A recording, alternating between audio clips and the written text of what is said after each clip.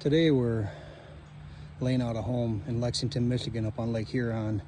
And what I wanted to talk to you specifically about was site layout and site prep.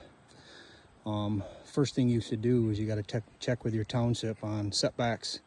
This is a 100-foot lot and we got our side yard setback. When we surveyed, we had a stake put in midway so I could measure off it.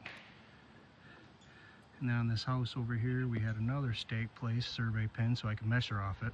So if you got long, deep lots, have your surveyor throw a couple extra pins in the middle so you know really where your side yard setbacks are, or to measure off them. Anyways, I started with a setbacks from the township, and then we made a site plan.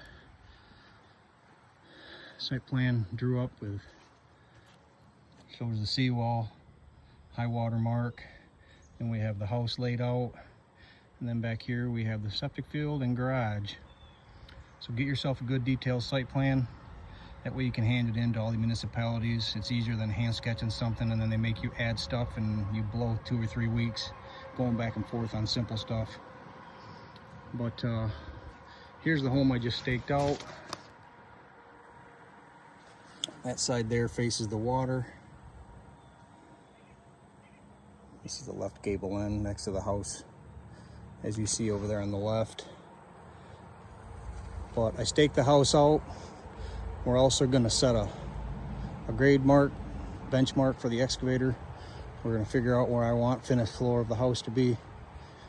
And what we're going to do is we're going to take different grade shots of this yard, figure out which way the water's running, where the high spots are at, and we want our finished floor to be well above that. So always be thinking about that when you do your site layout and benchmark, because you definitely don't forget to have water running away. I know it sounds pretty stupid, but you'd be surprised some of the stuff I've seen. But we got the pins, corner pins of this house laid out. Everything squared up, ready for the excavator.